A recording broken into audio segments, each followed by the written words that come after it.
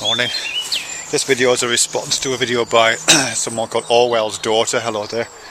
I don't think we've exchanged communications before, and it's your video. I think it's called something like Circling the Drain, and you're picking up on some of the stuff that Gary was talking about in one of his debate videos. And the bit that really jumped out for me on that was this thing to do with kind of purpose or point. I know it wasn't the main thrust of what you were talking about there, but it's the bit, as I say, leapt out for me. It's something that I'm thinking about a lot lately. It seems to me that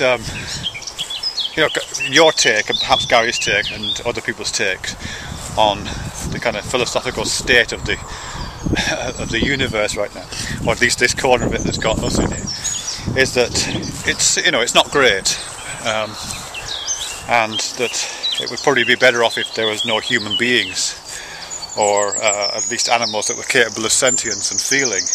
Possibly no living creatures at all.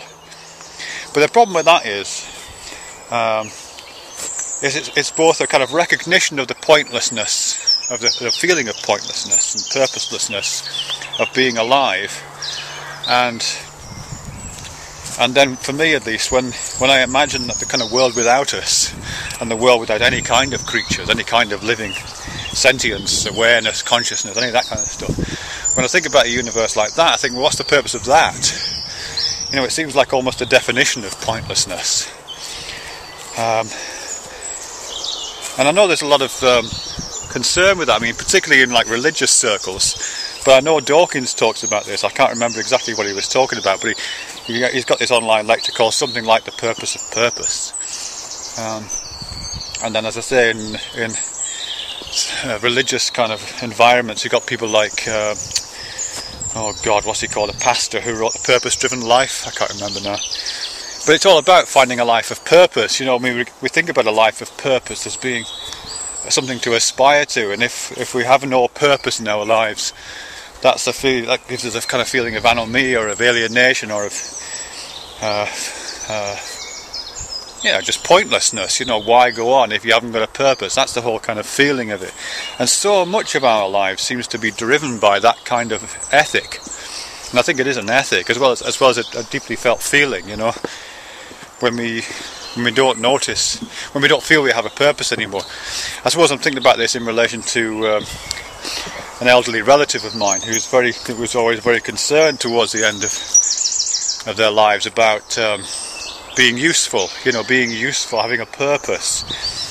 And if there ever came a time, or ever comes a time when that usefulness, that purposiveness in life is no longer viable, then what's the point of going on, And I can kind of relate to that, Even with my kids are 18 now, and they just don't need me anymore. And it's a minor thing. It's not it's not giving me any great depression really, but I'm observing it in myself. I'm thinking, all right, that's a function I had which I don't have anymore, and I can kind of feel the depletion of my purposiveness, and perhaps something in me driving me to find other purposes, And I find that a lot personally, and just when some bit of my life seems to be either undergoing change or is just that particular narrative, that bit of it has been cut short or curtailed with all of the purposiveness that narrative has, then I immediately find myself kind of looking around quickly for something else not just to occupy my mind, not just to take up this moment in a pastime, but to move toward, you know what I mean, and a purpose, a point to sharpen and to get acquainted with. So it's that thing really. And it must. I'm guessing it's probably at least partially one of the drivers behind things like religion and theological thinking generally. We seem to want to have an end point, and it seems to come with the burden of consciousness, doesn't it? Being alive and awake is being alive and awake and foreseeing the end, at least in human terms. We're supposed to be the only animals who can foresee our own death, and I don't know if that's true or not, but that's supposed to be one of the peculiar conditions of human consciousness. But that's all about looking to the end and seeing the collapse of a potential purpose, isn't it? or seeing, as I say, the curtailing of a great narrative, personal narrative. So I'm not surprised, given that we might want to suggest a larger purpose or something like that. It doesn't really need to exist in reality. Perhaps we just feel that we need to fall towards something, you know. So yeah, life with purpose. But it is, as I say, I think it's a peculiarly human thing. You know, and I personally don't trust the feelings that accompany it. You know, when I think about the universe before we came on the scene, or before any kind of DNA-based life form sprung into existence here on planet Earth, when I think about those, whatever it was, 10 billion years nearly, 9 billion years of the universe, just essentially being interesting chemistry and interesting physics, but no biology, and certainly no psychology. When I think about that, I immediately think, well, what's the point of that? It's like a TV show, no one to watch it, you know, or a book that no one's going to read. What's the point? But that's me thinking it, you know, that's me speaking from the position of a sentient, purposive,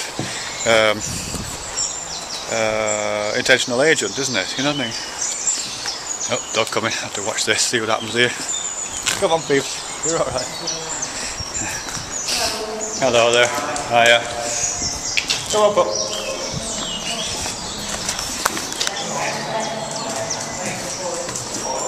She's alright.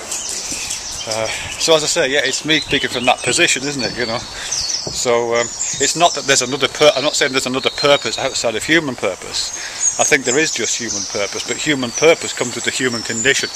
And to expect the universe to have purpose, I'd expect it to be even a consideration. You know, it's built into our psyches to think if something hasn't got a purpose, then what? You know, then it doesn't deserve to exist. You know, we keep recirculating that kind of language.